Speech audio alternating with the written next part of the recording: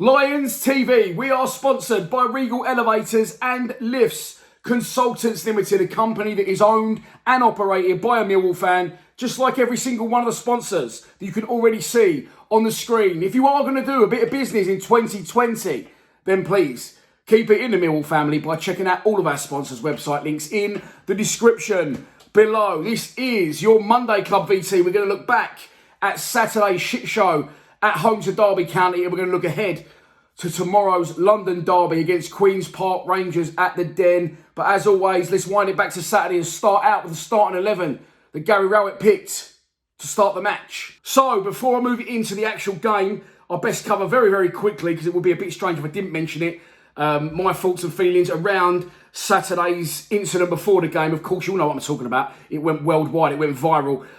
This is a football channel. I discuss football, the team on the pitch, the manager, and the transfers. That is it. I am not interested in discussing anything else.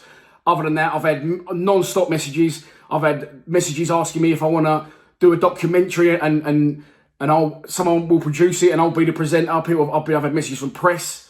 So I'm not interested in the slightest in commenting on that. This channel, it brings me nicely onto this. I've wanted to cover this for a long time. I might see someone on the street and they'll say, "Oh, mate, you're fucking brilliant. I really like you." Or, "Oh, my mate, he don't like you." Let's just clear something up. As I said before, this is a football channel. Unfortunately, I don't want to sound rude when I say this, 99% of you don't know me. My personal life and my personal views will remain personal and private, and this is purely a channel based to talk about the team and managers, transfers, transfer rumours, get other opinions from fans on football solely. So if people are tuning in looking for me to comment, I'm not going to do it. And I'm quite proud of myself, if I'm honest, because I've seen people, and it's to be expected, every man and his dog's fucking jumped on it. I'm not that guy. I've got too much respect for the club, for one. For two, my content is strong enough without me having to try and jump on it and get a few retweets and a few likes, which I've seen some people do on the weekend, unsurprisingly. Very surprising, though, and I will say this, it's the only thing I'm going to say on it.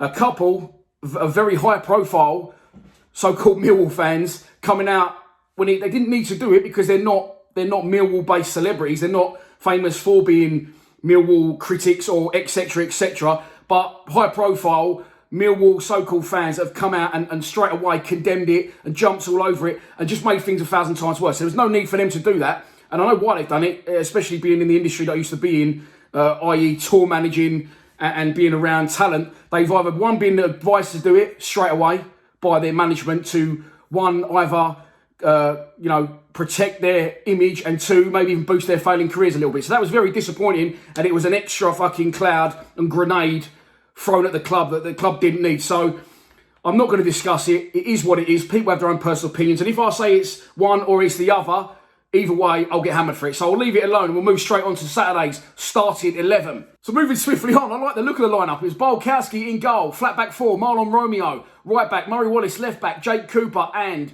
Sean Hutchinson, central defence. It was Ryan Leonard and Ryan Woods in the centre of midfield, with Jeb Wallace on the right, Ben Thompson in the 10, Shane Ferguson on the left, and up front, Mateo Smith. As I said, I like the look of that. As we know, I'm an advocate for four at the back. I want four at the back. I don't like three at the back, because then we have the 10 if we go four at the back, and it makes us more attacking. I can see why he's played Ferguson.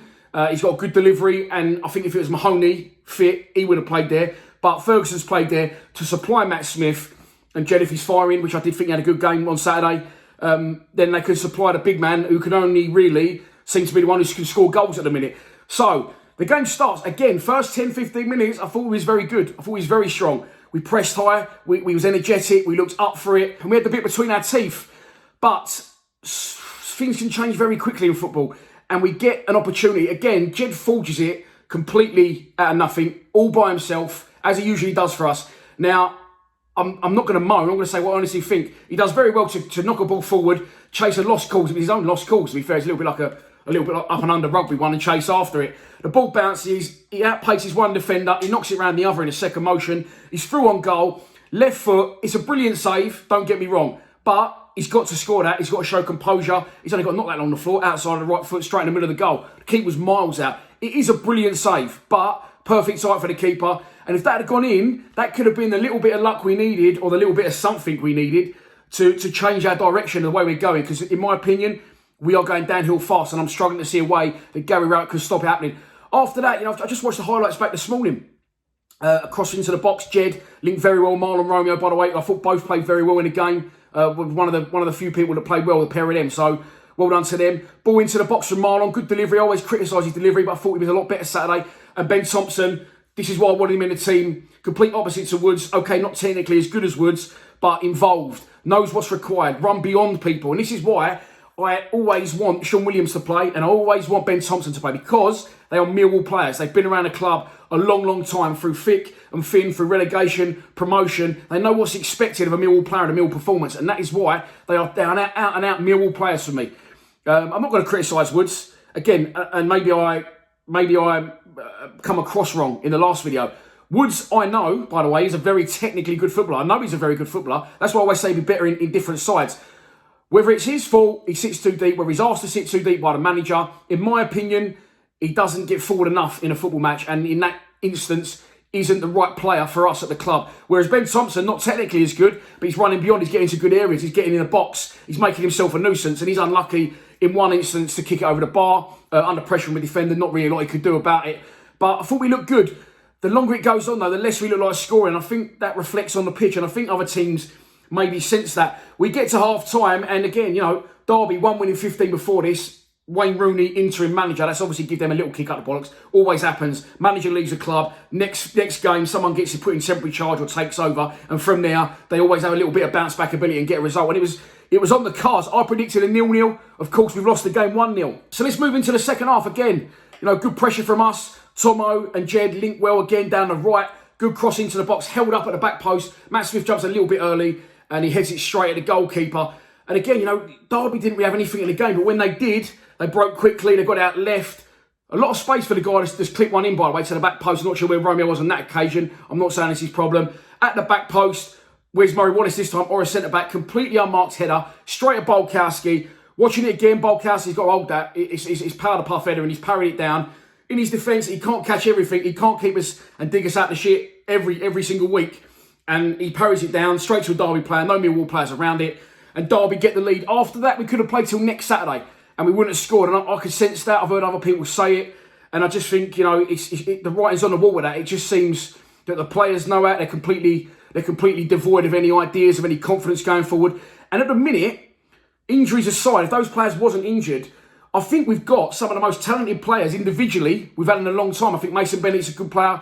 If he plays down the centre, he's powerful. He's good for this division. Again, Ryan Woods, technically a very good player. Conor Mahoney, technically a very good player.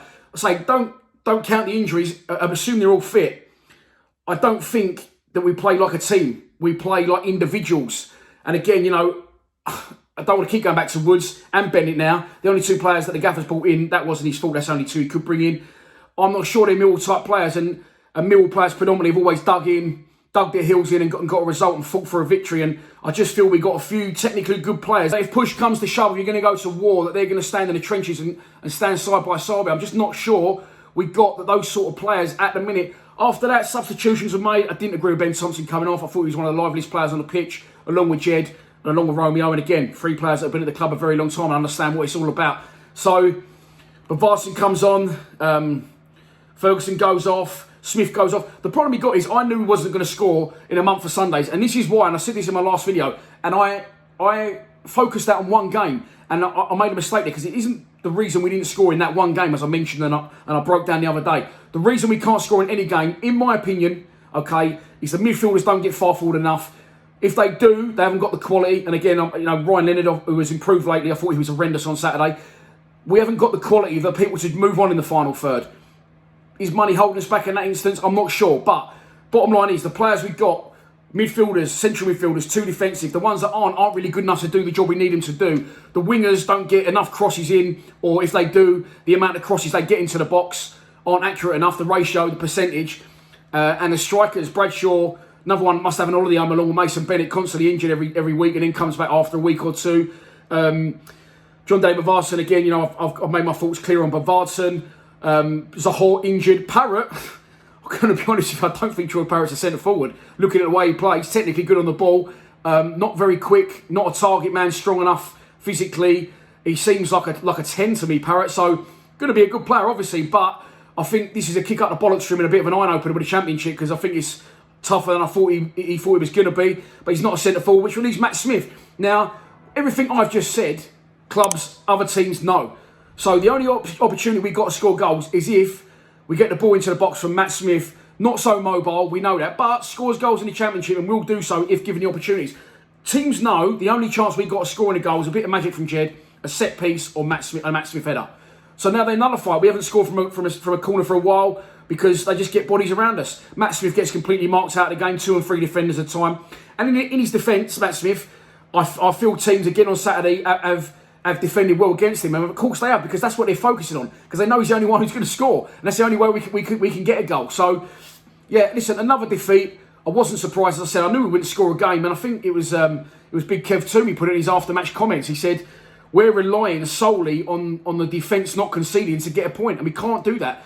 We've scored, I think we haven't won in 9 games. Our last win was 9 games ago. We scored 5 goals along the way. It's nowhere near good enough. But I don't know what he can do to freshen it up. And again, moving on to Gary Rowett, he's going to get a lot less time than Neil Harris did, by the way. Don't be surprised if this very quickly goes fucking shit show downwards, because I like Rowett. He's a very intelligent man. He's a very intelligent manager. But you can come across as the greatest speaker in the world. Ultimately, you got to get your players to get the fucking ball in the net.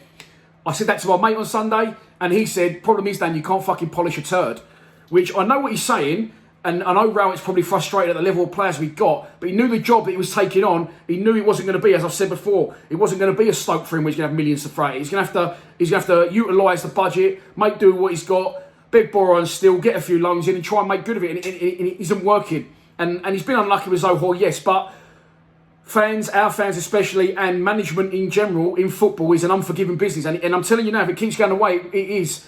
It won't be long. As I said, he talks very well, and yes, he's been unlucky, but things need to change and quickly, and personally, I can't see how he's going to do it. So that takes us on nicely to tomorrow's game. We are at home, London Derby against Queen's Park Rangers, 7:45 kickoff. I'll be streaming from 6:30, by the way, if you want to join me for a live watch-along. QPR are managed by Mark Warburton. They currently sit 4 places below us in 18th place, 3 points behind us, which means a win for them at the Den tomorrow will take them level on points with us. QPR have won only 1 of their last 6 games, and they've lost their last 3. Last time out, losing 2-0 to Huddersfield at the Sir Robert McAlpine, whatever it's called, stadium these days. I don't know. I don't care. They're in trouble. So are we. This is your pre-match prediction, and here we go. Unfortunately, I've got to be true to what I think. I think we're going to lose the game. 1-0 once again, because I cannot see how we are going to score. It's actually got to the desperate times now. I'd actually take a point. But I can't see it. I think we're in free fall, and I can't see a way to stop it. And I am sorry to say, I think we're going to lose 1-0 to Queen's Park Rangers. So that's your lot for the Monday Club. Little bit depressing. Maybe open a beer or pour a glass of wine after watching that shit show. But don't be shy. Check out the fan score predictions from the other boys at Lions TV. Hopefully they are more positive than I am. That's gone out in and around this video. And if you think you know what the score is going to be, do not be shy to put it in the comments below. As I said, I'll see you tomorrow for a live stream. Oh, tomorrow, Football Content Awards. Last year, me and Big Kev Toomey, Regal Elevators, our sponsor, we went to the Etihad. Lions TV, we won it. Don't know where my trophy is because I just moved, so it's all been boxed up. It's in here somewhere. You've only got to check the facts. The stats don't lie. We won Best Club Content Creator, and this year we're supposed to be defending our title at Spurs' new ground, but obviously due to COVID, due to Corona, due to the chaos, the madness, bruv, this 2020, it got cancelled. So it's tomorrow night from 6 p.m. So I'm going to do a live stream. I'm going over to the O'Maras. We're going to sit there and we're going to live stream the Content Awards, hopefully retain our title. I don't think Saturday's going to help our push for it, but there you go. So we're going to be streaming that from 6 o'clock tomorrow, and then we're all going to sit and watch the QPR game, and hopefully we'll win the Content Awards for two years in a row. I'll be wrong and we'll get 3 points, and we can all have a fantastic night on a Tuesday. That's the plan. So I'll be streaming from about 5:45 tomorrow. My mistake for around about 3.5 hours. Come say hello at some point. Cheer us along in the Content Awards, and then hopefully watch Millwall prove me wrong and start to get things back on track, because it's going downhill fast, boys, in my opinion, and we're struggling. I'll see you tomorrow. Please subscribe to Lions TV. Come on, you Lions.